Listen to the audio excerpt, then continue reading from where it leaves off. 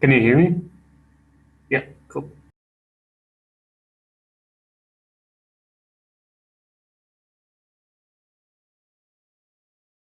Yeah, people don't usually hop into like right before the call. Okay, fair enough. Hi there. Hey.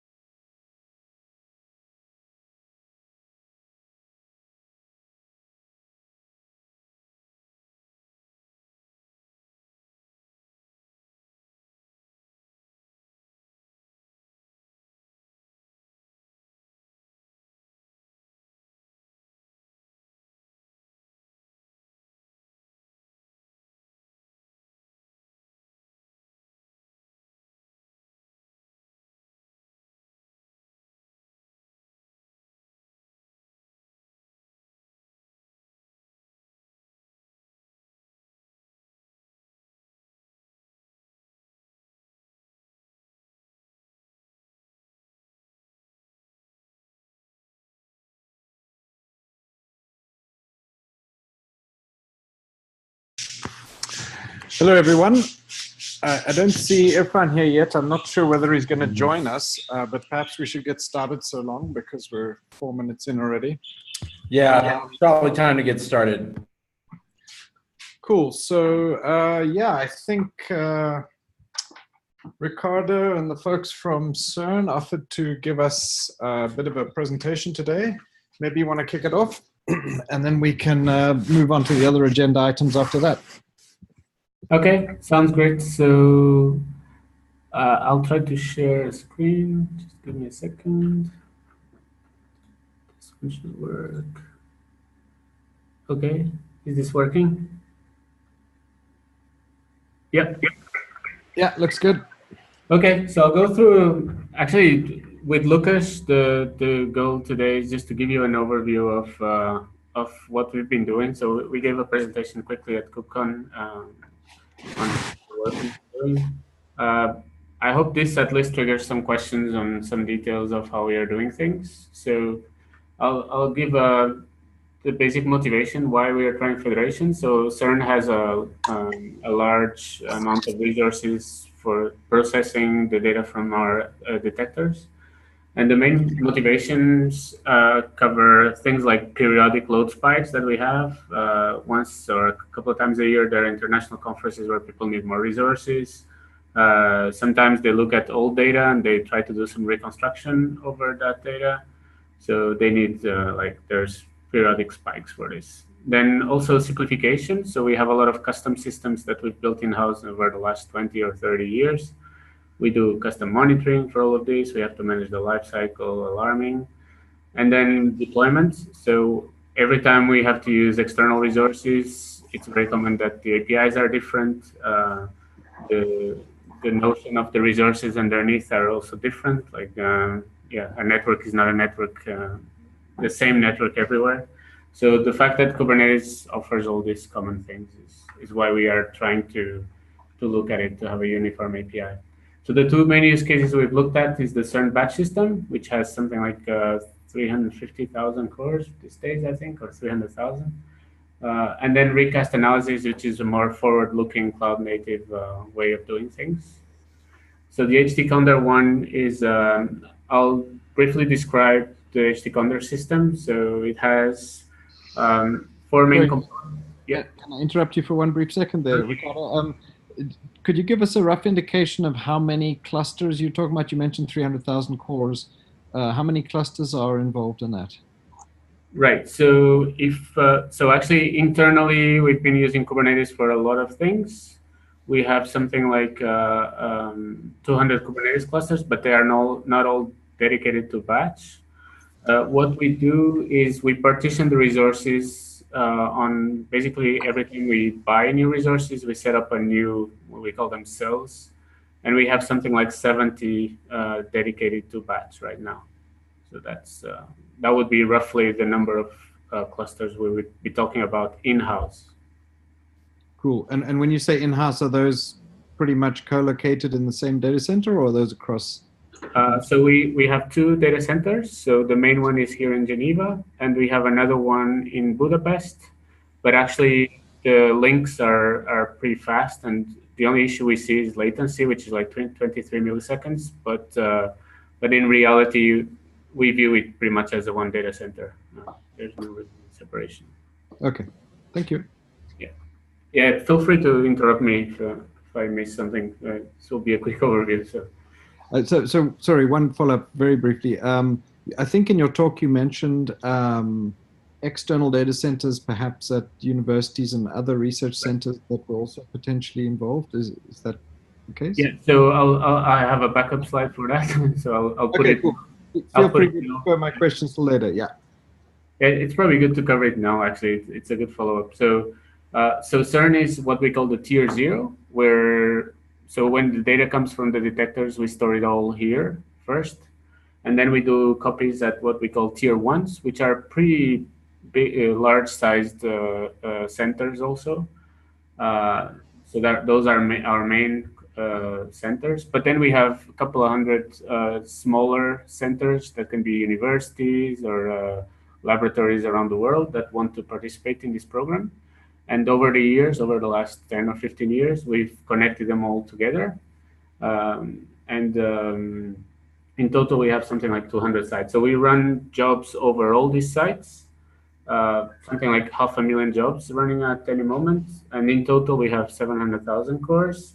The main thing here is that this software was developed over the years, but the management and the maintenance of these sites depends very much on who's behind them.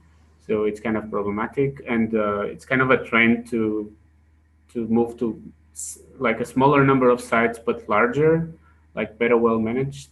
And if we would probably design it today, we would definitely expose a common API, something like what Kubernetes is doing. It's just that it didn't exist at the time.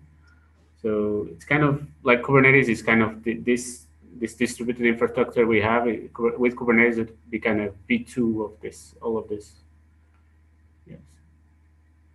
Does this cover your question? Yeah, absolutely. Thanks very much. Awesome. So I'll jump to the HT Condor. So HT Condor is the main batch system we have to run all the jobs to process the data from the experiments. So it has 4 main components. One is the scheduler, which takes jobs, or the sched, not really the scheduler. Sched which takes jobs from users. So these jobs can have the priorities and the resources they need. They are expressed using class ads, which is key value pairs pretty much. And they do allow like fair share and preemption. So this is an important point. On the other side, on the resources, we have this start D component, which runs one per node or host. And it also exposes what it can provide using class ads. So in this case, I show like the environment, the data center, the number of CPUs it has and memory. And then there's these central components or centralized components that collect all these class ads from both sides, and the negotiator that does the matchmaking. So that's pretty much it. This is handling the compute part for access to storage and the management of networking. It's not done by Condor, so it's expected that the infrastructure somehow advertises this appropriately. Yeah. So when we started looking at federating this, because the SCED, the collector, and the negotiator are kind of centralized, we started by federating the start D. And this is what we added to the Kubernetes definition. So we basically declared it as a daemon set. So it appears on whatever resources appear in the federation. It just automatically launched there. So that was using Federation V1. But this is the first use case we looked at. It's kind of taking an existing system and trying to make it cloud native using Kubernetes. So I don't know if you have questions regarding this bit. Yeah, just one very brief one. I assume it sounds like your start D daemons are uniform across every node in all of the clusters? Exactly, yeah. Okay. Yeah. So in the current deployment, this is the case. So they will all call to a centralized collector running here at CERN. It might be that in the future we would go for something a bit more complex, but for now, this is what we are running. Now, if we look forward, then we could think of all the system using native Kubernetes also for the job management, and this is what we've been doing with the second use case, and I let Lucas explain this second one. Okay, so hi, I'm actually a physicist at CERN. So this is kind of a first physics application of Kubernetes and container technology. So the idea here is that typically what a graduate student creates during their thesis time is a data analysis pipeline. And so we're building a service called Recast that kind of uses these existing and archived data analysis pipelines in order to test new theories of fundamental physics. So there are various ways, dark matter could show up, and these existing pipelines could be helpful in locating that dark matter. And the idea is to then leverage the container technologies to, set limits on where dark matter could be. And so this is also important for, reproducibility of science and stuff like that. So we kind of use container images to archive the scientific software that we produce. And then when we want to rerun such a analysis pipeline, we use Kubernetes to do that. So we have a workflow engine called Yadage that kind of has a control loop built in that keeps track of what jobs need to be run in what order. And then if we have jobs that we need to run, we submit them to a Kubernetes cluster, or in this case, to a federation of Kubernetes clusters. So on the right-hand side, you can see a visualization of a workflow graph, that we also showed at KubeCon. And so each node in this directed acyclic graph is a Kubernetes job that runs somewhere in the federation. And so this job, does several things. So it stages in the data, then runs the main payload, and then stages out the results. And then we have this control loop that runs over that. And so since this is kind of, fundamentally dependent on containers, we kind of skip this entire Condor part and, use Kubernetes jobs natively and submit to the federation. And then the scheduler figures out where to place these jobs. And yeah. Okay. So, and if there are any questions, I'll just finish up, wrap up the use cases we have here. So the next slide would be a bit on how we are trying this. So what we've done so far is we have a bunch of clusters running here at CERN, and we started looking at, so we already federate the internal clusters in one single Kubernetes federation. Then we started looking at adding external sites, which pose additional challenges. So we tried using Amazon, GKE, and Azure, and a couple of other public clouds, plus some European ones. And this kind of validated the idea that if we use the Kubernetes as the common API, actually it's very easy to integrate external resources. And this is true regarding compute. This is not necessarily true regarding storage, because like storage is kind of, there's a big separation between the compute resources and the storage resources, the way we do it. So for experiment software, this is kind of solved by using both containerized, like what Lucas was saying, containerizing all the experiment software, but also in the case that we need to propagate it to the local sites, we have a system that uses hierarchical squid caches, and we just deploy an additional squid cache using Kubernetes at the public cloud that will just fetch data from the top level one here at CERN. For the physics data, we don't have a solution right now. So this is a much larger set of data. It's a few hundred petabytes. And we don't really know how to easily propagate this to the public cloud. So I mentioned here, because it's kind of important for us how to solve this issue eventually. I have a couple of backup slides regarding how we use today the federation. So I'll go through it quickly. So basically, this is this would be the host cluster for the federation, and all we do is kubefed init using the existing tools for Federation V1, and this runs the sched. So this is the example for Condor, not for Recast. The example for Condor would be this: it runs the sched, the collector negotiator. We start the federation, and we launch the using Helm charts. We launch this there, and then for each local or external cluster where we have a Kubernetes cluster, we just join it. So in this case, I give an example with 2 at CERN and 1 in an external cloud. As I mentioned, the start D is simply a daemon set, and as was mentioned, they are all pretty much the same. So it's pretty easy to do this.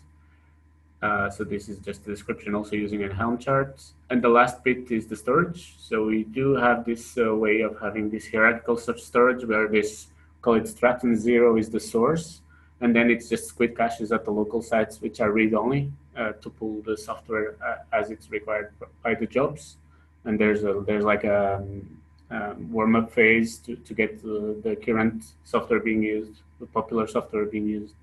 But then it's actually pretty fast once we get it in. Now, all this infrastructure for Recast, we don't need it. As Lucas was explaining, once we have everything defined as Kubernetes jobs, we don't need this infrastructure deployment, so we can use straight-in jobs. But for many of our existing systems, we'll have to do more detailed deployments like this.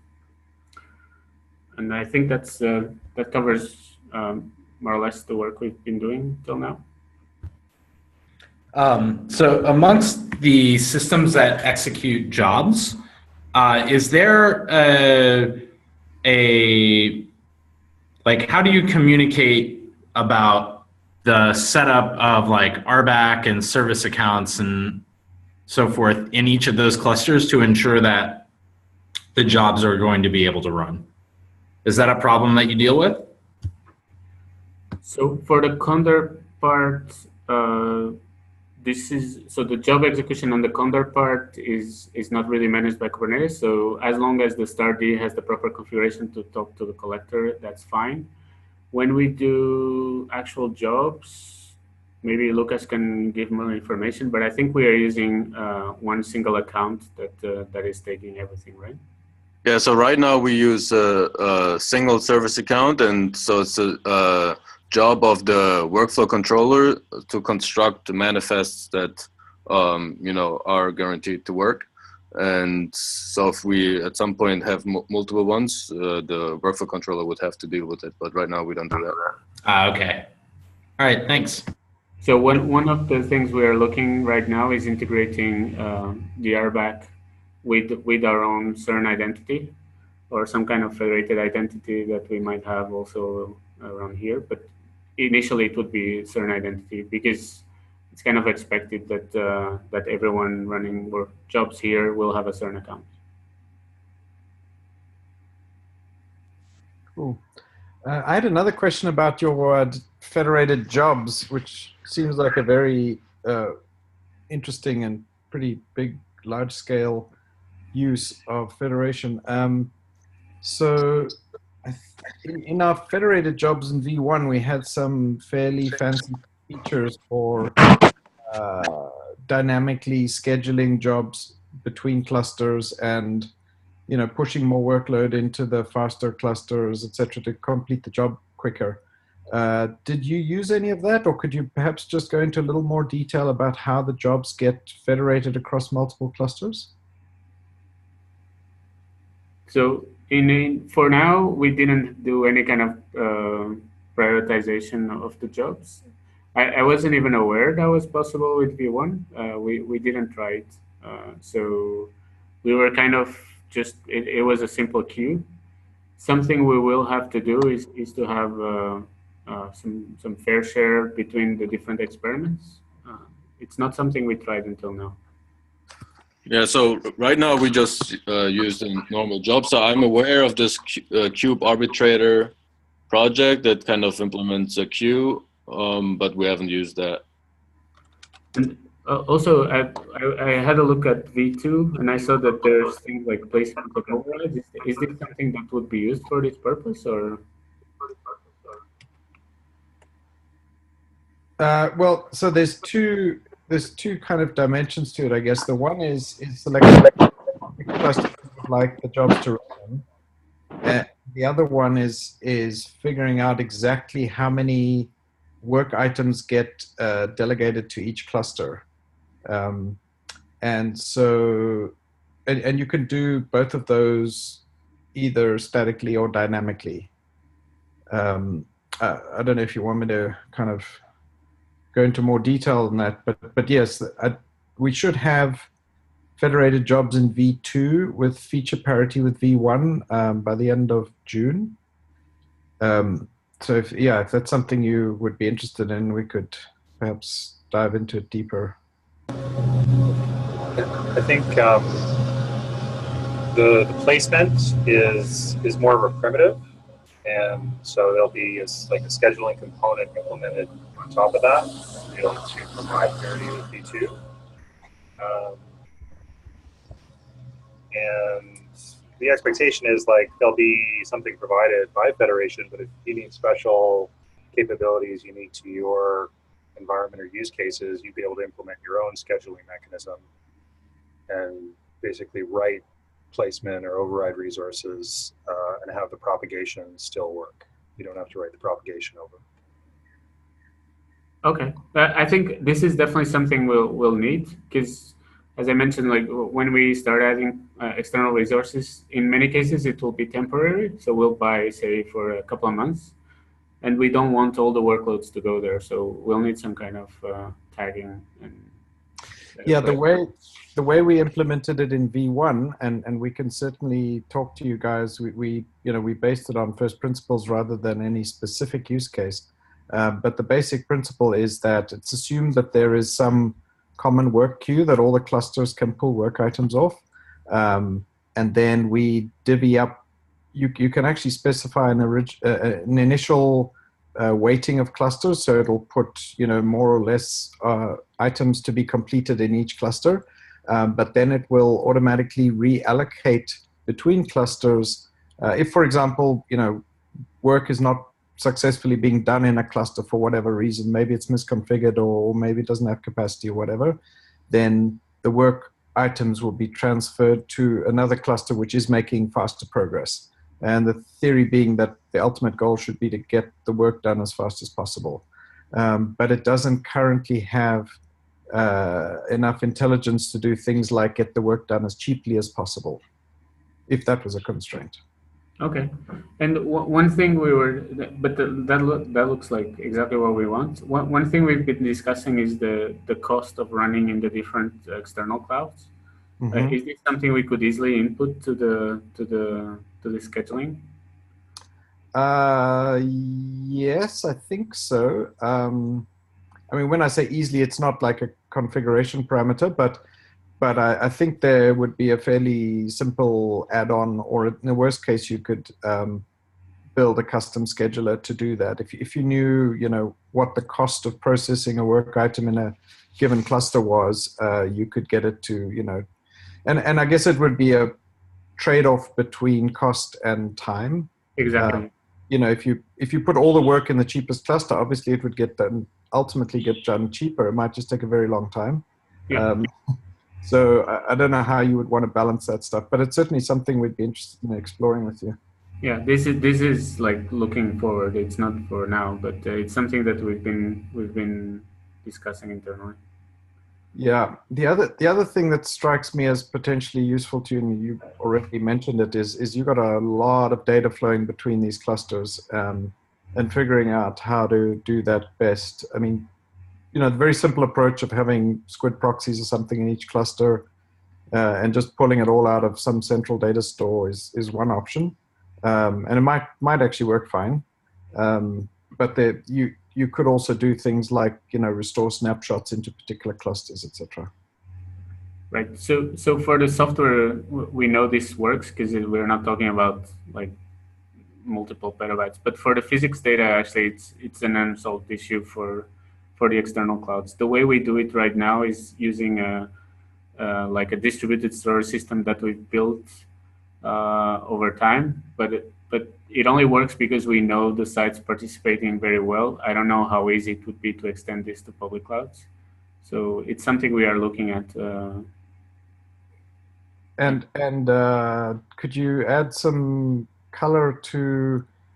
I presume a lot of the data is read data, but you probably write data as well, and you probably have to propagate that written data somewhere. Could you give us an idea of what that looks like? Okay, so that's a good point. One thing that we didn't go through is that the jobs are independent from each other. So, like in the batch use case, each job will process a large chunk of data, but it won't need to communicate with the other job. So that's an important point. The other one is that the data is produced here at CERN and pushed into our system, and then it kind of propagates to the different sites. So this is true for the way we do batch. It's not necessarily true for what Lucas was explaining, where you have a workflow where there, even if the jobs are not talking to each other, they actually have to share the results with the next step on the workflow. In that case, maybe Lucas can give more details, but we are talking about not large quantities of data, I think, but we are looking at using S3 as a common API for that. Maybe he can give more details. Yeah, so you need some way of sharing the data, and I mean, in the existing systems we have just a big replication service, and so somewhere the jobs stage in data, so they fetch like the piece of the data set that they want to work on, do the work, and then push out the data. And it's kind of conceptually similar to what we would do in the workflow case. So if you go to the slide about recast, basically the way that we construct these jobs is that they are it's a little bit hacky right now, where we use like init, like the first init container to do the data stage in from S3, then run the payload, and then in a second init container, and then we use the main container to do the stage out. And so there is this open issue on Kubernetes to have maybe deferred containers, because this is a very common pattern, at least in scientific workloads, to have these three stages. And that would simplify a lot. And basically then the logic that the stage in and the stage out do is arbitrary. So it could talk to S3, it could talk to some other replication service. That is then an implementation detail. And in practice right now, we use a central endpoint at CERN. So it's an S3 endpoint at CERN for this external cloud use case for what we are doing with Kubernetes today. But this is not ideal. There's a big cost on like remote access here. So it's something that we don't have a solution right now. Thank you. Any other questions there? I had one or two right at the end, but let me clear the floor for other people first. Yeah, hi, this is Irfan. I was able to join a little late, so I caught almost the last couple of slides of your presentation.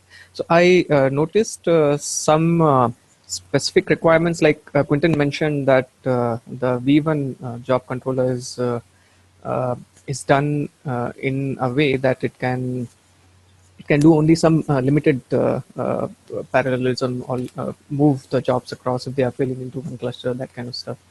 But it seemed like you might have some more extended use cases, especially based on cost or time, some constraints like that. So that input might be useful to define the job scheduling API that I or Shashi actually are going to tackle next. So if I mean, we can get in sync, or you can provide that input, what exactly is it that might be beneficial to you. If it is a little generic, we might be able to include that in the higher level job scheduling API. That sounds awesome. Yeah, we definitely can provide a lot of input for in that respect. Yeah, that sounds very good. Cool. Yeah, I mean, that was not a question, Quinton. That was just like that something came to my mind. Yeah, no, that's great, and I think we might have chatted about that just before you joined. Yeah. So, quick question for the CERN guys, and you don't have to answer it now, but one is, presumably you did some work internally to make all of this work, and some of it might have involved changes to either Kubernetes or cluster federation. Is there any of that you would be interested or want to open source or push upstream that you think might be useful? And secondly, going into the future, is there any area? It sounds like these federated jobs are probably near the top of your priority list, and perhaps storage. Are those areas you would be interested in working with the open source group to upstream any of that work? Yeah, so yeah, definitely. So this is something I think many of you might know that we have our infrastructure is deployed using OpenStack. So the private cloud we run is using OpenStack, and we kind of run Kubernetes on top right now. And we are very used to contributing upstream for OpenStack. So we are kind of reorganizing ourselves to dedicate more time to Kubernetes, and we just like started a project where we want to engage more with the community, and this will include definitely providing code regarding local changes we had to do to Kubernetes. So as you mentioned, storage is very important for us. So we actually wrote a CSI driver for this system that we use for the hierarchical squid caches, which is CVMFS. It's called CVMFS. So we wrote a CSI driver for that. We wrote also a CSI driver for CephFS, which is also another system that we use to share data among clusters when the clusters are running only at CERN, because outside we can't, so we use S3. But internally, we actually wrote our own CSI driver. So we've been writing all these pieces that integrate well with Kubernetes. And eventually, yeah, I guess we'll, as you mentioned, we'll start contributing more to the core.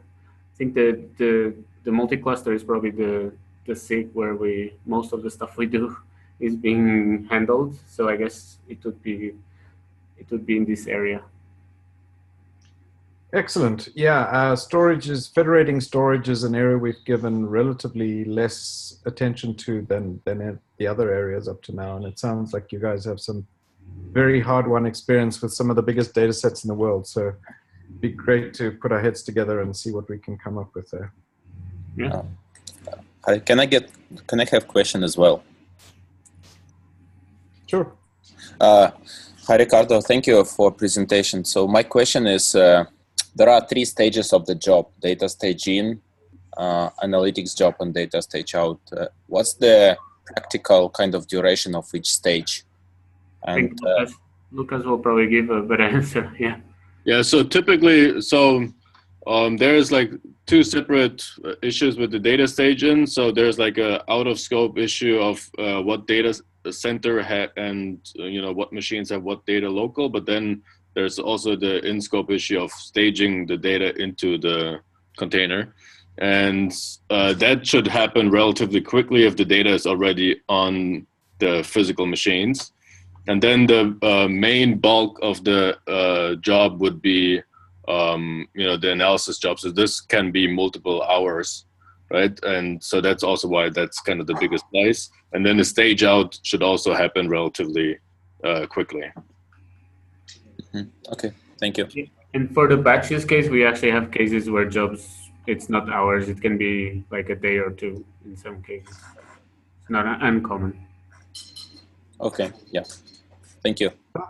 That's relatively surprising and positively surprising. That sounds like your actual CPU consumption vastly outweighs your data transmission times. Exactly, by a large factor. Yeah, it's the core of it is CPU. Yeah, but it also kind of assumes that kind of the data replication across these different machines has already been dealt with somehow, right? Just to chime in, some of our data workloads have a wall time of 28 days to complete. Is that the data transfer or the processing, did you say? That's the actual processing. Okay. Cool. All right. Should we call it a wrap on that? Thanks. That was a very educational presentation. We really look forward to working with you guys.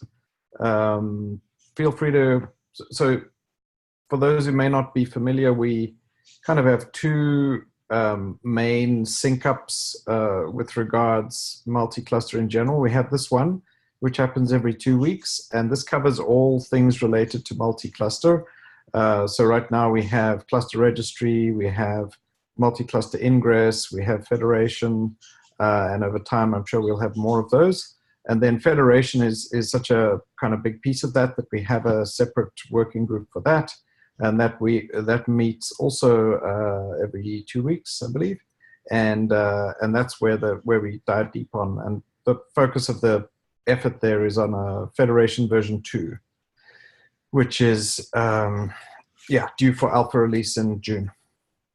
Quinton, slight correction. The Federation Working Group the sync is every week. Oh, that's right. Wednesdays, same time, 9:30. Cool. That sounds awesome. We'll definitely we'll be more often in the Slack channels, and we'll connect. Try to connect often too. Cool.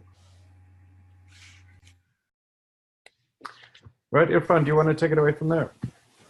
Yeah, I had put last sync. There was this need sort of. Somebody mentioned that if there is an update about the 3 different sub work or subgroups that's going on, it'll be beneficial. So I assume that that hasn't happened. So we did directly jump onto the CERN use cases, right? Yes, correct. So as Quinton already mentioned, that the 3 sub-projects as part of multi-cluster are kubemci. There's a multi-cluster ingress. It's mainly the effort by Google folks, and the multi-cluster ingress as of now, the tool that is implemented works for the Google Cloud only. Cluster registry is sort of a standalone registry of clusters. It's only a registry, and it does not hold the auth information about the clusters. So it's there have been concerns, or there has been use cases where such a registry would be useful for clusters, not just for multi-cluster use cases, but for any other use case which might be relevant to K8s. Federation was, this SIG earlier was Federation, and that was the only project that this SIG basically dealt with. So Federation V1 is the implementation of, which we call V1 right now, is the implementation of whatever collaboration and effort that happened until last year. After which the scope of the SIG was widened and it was made as multi-cluster. We right now are also have also evolved that Federation API into something more decomposable, which can be implemented separately, the controllers for which can be implemented separately, and sort of a layered approach also, such that reference implementations of a base layer which does only sync and build sync and propagation of any given k-test type, and a higher layer which can implement higher level controllers for specific scheduling types or any other type. For example, for job also it will be a higher level controller which can make or utilize the lower level sync controller and implement the necessary use cases. So this is just about the 3 projects. I guess it'll be beneficial if there are folks from, like Jonathan, if he's there, or folks from Google who can talk about the multi-cluster ingress and cluster registry. And after that, I can give some a little more detail about how or what we are doing in Federation V2. So is somebody from Google on this call? Hi, Irfan. This is Jonathan. I can talk. Hello.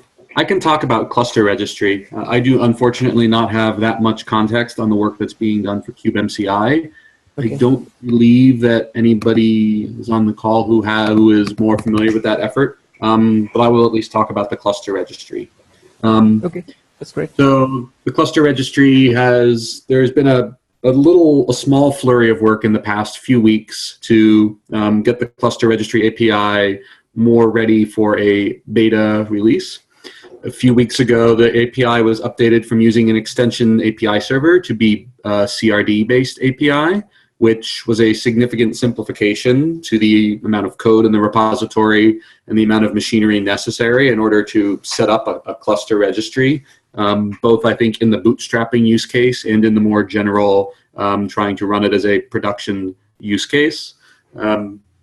Also, after that work was done, the object was given namespaces.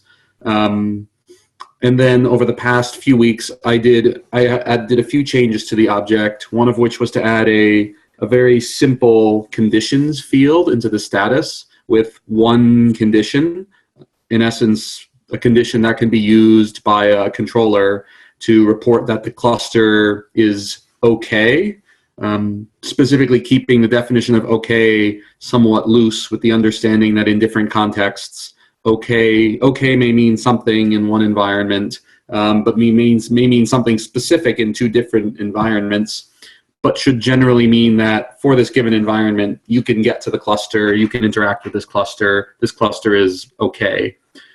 I think with these changes I am prepared to move the API to beta.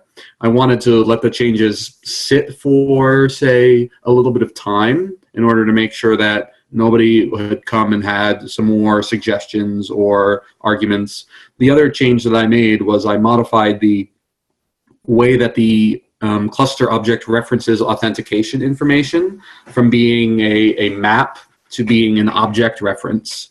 So now it should be possible to say, instead of just having to put the information directly on the object, you create an object reference to say a secret or some other object definition elsewhere in your cluster that could be in a separate namespace that defines the authentication information that you want to use.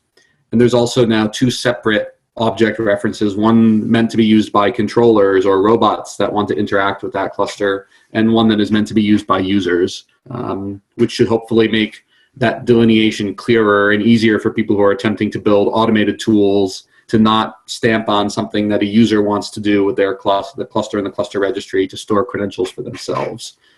With these changes in place, I think the object is in a good state to go to beta. If anybody has any concerns or questions, please go take a look. Everything is there in the repo now. I just cut a v0.0.6 release, which has all of these changes. Other than that, I don't think there is much of a status update. The one sort of related point, which I sent a note out to the SIG list a few weeks ago about, which I would like to circle back on to make sure that it's brought up here, is that as a result of some of the earlier meetings about cluster registry, we had determined that we wanted to define some reserved namespaces specifically for multi-cluster. And so we settled on having two namespaces, Kube Multicluster Public, which we define as being the namespace in which you would have global cluster records in a Kubernetes cluster. So in essence, if you didn't want to have a namespace specific cluster registry, but wanted to mimic a global cluster registry or a cluster scope cluster registry, putting the cluster records in the Kube Multicluster Public namespace, the expectation would be that multi-cluster tooling will look there for clusters as if it were a global scope, and we'll use that, we'll expect that namespace. The other namespace I had proposed was Kube Multicluster System, which would be a namespace for multi-cluster components, controllers, things that helped manage a multi-cluster system, potentially also some administrative things. So for example, one could imagine storing some, maybe even potential, depending on the use case, you could imagine storing credential information in there, or information that controllers can use to get credentials that you would reference from a cluster in Kube Multicluster Public. So I haven't seen any, I've seen some looks good to me's on these namespaces and haven't seen anybody proposing alternatives or suggesting that this is not a reasonable thing to do. So if I don't hear anything, maybe within the next day or so, I'm going to send the proposal out to the community repo in some fashion to codify this convention so that we can refer to it and we can hopefully continue to use it as the community. So I think one special thing to note about these namespaces is that they're particularly not ever meant to be replicated between clusters. So if you were running, say, a federation or some sort of analog to federation where you were mirroring things between namespaces, that tool should, by convention, avoid mirroring the contents of the Kube Multicluster System and Kube Multicluster Public namespaces. So if anybody has any questions or concerns, feel free to hit me up in the Slack channel or to go and find the thread. Let me see if I can add it to the chat here. And add your concerns there. Otherwise, I'm going to go ahead with that. I think that's about it on my side. Quick question, Jonathan. It seems like a reasonably common use case would be to want to propagate a common list of clusters across more than one cluster so that all jobs had local access to that cluster list. Is that, so I guess given what you just said about not federating these things, how do you envisage that being done? That's a good point, Quentin. We hadn't particularly considered that use case. We had been considering much more the use case of a central cluster list rather than one that is propagated across all of the clusters. I think we had, but that is something we could consider. I don't know how we would want to define that. But that is something we should probably consider more, perhaps later or offline. I'm just curious why you decided to explicitly disallow it as opposed to not consider it, if I can put it that way. So I think the goal behind explicitly disallowing it was to provide a particular place where users and controllers and everybody in the ecosystem could expect that it will not be federated, and so can feel content to put information in those namespaces and not worry about it conflicting. Or if a user has, say, a cluster that they own, maybe, so say some user in an organization has a cluster, they may not know whether it's part of a federation or whether it has information that's being provided to it from another cluster. But if they use those Kube multi-cluster namespaces, they can expect that that will not be overwritten by some other tool running in another cluster. Okay, makes sense. So it would just be a case of creating new namespaces that were federatable. I think that would make sense. Okay. It's good enough. Yeah. Thank you. Thank you, Quentin. That was a good question. mean, in the near term, that kind of makes sense. I think there may be a cause for wanting to be able to actually federate into system namespaces at some point, but there are issues around that. So I don't think it's a near-term consideration. Yeah, that makes sense. I think in an ideal world where I think if this were a more centralized, if this project were more centralized and we're under the auspices of, say, one organization, it may be easier to propose a model for having a federated system namespace. But I think given the potential for disparate developments and for people to develop their own solutions, even outside of the SIG, having this basic understanding, I think, will help people, at least give people some assurance of, oh, what should I do with this? I can put it here for now. Yeah, that makes sense. I guess I was just extrapolating to like the cube system namespaces. And currently, Federation, like the push reconciler, is special casing those and just not touching them. But I could see in the future wanting to say federate RBAC rules or other administrative configuration to member clusters. But you're probably right that that's probably not the case for Federation system namespaces, since it's unlikely you're going to want like multi-tiered federation. I mean, you could, but geez, that just sounds painful. Yeah, I'm inclined to think that if that something like that would work better if there were multi-tiered Kubernetes namespaces, but that ship has sailed. Yeah. Cool. Well, that's it from my side. I don't know if there's anyone on the call who can talk about kubemci particularly. So perhaps, unless somebody pipes up, perhaps we can talk about, Irfan, you can summarize the Federation work. Yep. Rather than I doing that, Maru or Ivan or Paul, either of you want to talk about it, especially given that majority of that lower level work has gone into from Red Hat. I believe this is not a status update. Like the agenda for this update was probably we talk about the goals behind the work that we are doing. We also talk about where we are right now and probably the future work, that kind of stuff. Irfan, I have no problem with you giving that information. Go for it. Okay, cool. So, there were not you can't necessarily call problems, but there had been limitations which were okay for some time or until some time with the effort of work that was going on in Federation B1. But at a point of time, multiple stakeholders did consider them as limitations which cannot take the work forward, or not in the there was no progression seen at that point of time. So the main decision to take up Federation V2 effort was to decompose the Federation API. So the earlier API was based, or it was just the same API, Kubernetes API, which was given special meaning in Federation control plane using annotations and that kind of stuff. In Federation V2, we all thought that it would be better that we have first-class API which defines fields or which defines information which is needed for Federation control plane.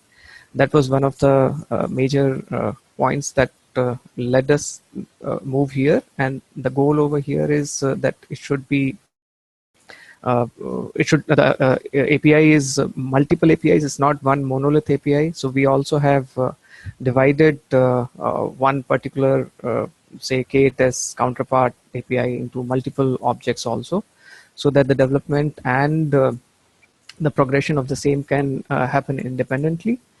Further to that, recently, a model that we have also, we view the model as is that there is some, which is some necessary individual objects.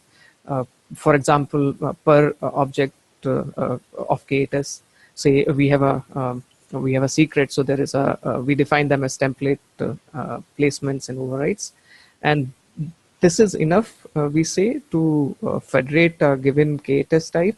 And recently, Maru and Ivan, I guess, have extended the same implementation, which can be utilized for CRD types also, or the user-defined types.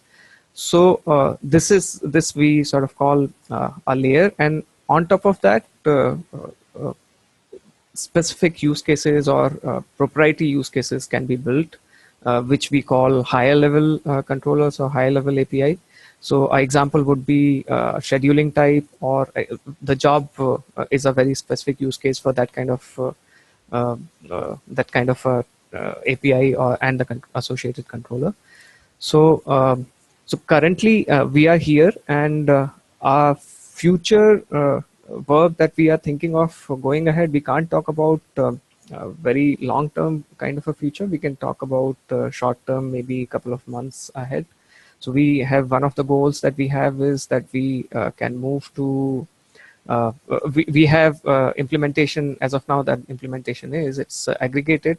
One of our goals is that we ideally should be able to move to CRD based implementation, so that we do away the requirement of API server, a separate API server for these APIs. And Huawei perspective, like, there are two major contributors right now. There is Red Hat, who is contributing, and there is Huawei, which is contributing. So for Huawei, it is also important that we have high-level controllers and some amount of feature parity that we had in Federation V1. For Red Hat, I cannot really talk like what might be necessarily important. So yeah, so we are thinking of that this might already have been talked earlier, that we are thinking about alpha release probably around end of June, where we would want users to pitch in and figure out if this is useful in any way to users who are apart from the communities of folks which are involved with the development. And beta also, we are thinking that maybe 3 months or 4 months down the line, we should be able to cut out some beta release also, but that's not necessarily defined or confirmed as of now. Yeah, that should be more or less that. Yeah. I think it might be helpful to clarify Red Hat's, at least some of Red Hat's goals. And to my mind, it's part of the reason for decomposing and breaking things down into smaller pieces is to allow solutions to be composable rather than monolithic, and also to encourage, or at least enable, third-party contribution. It kind of lowers the barrier to entry if you don't have to work with a monolith, and you can work with a fairly simple set of well-defined and well-documented APIs. So our hope is to basically form a community by making it easier to contribute. You have anything to add, Paul? I'd say that is a fairly succinct synopsis, and we're just about at time. So I have nothing to add at this point. I just wanted to apologize to Bob for not accommodating his presentation. Sorry, I thought yours was consolidated with the CERN folks, but we'll put you on the top of the agenda for the next meeting. That's okay. No worries, it's all good. Oh, I also thought that this the CERN presentation was the one Bob has been talking about. So we're two separate groups. We just tend to work on a lot of stuff together. Okay. Yeah, I'll put it on the agenda for the next meeting.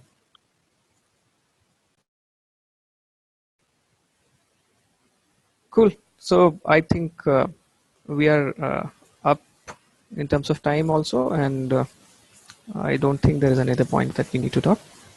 See you next time, folks. Take care, everyone.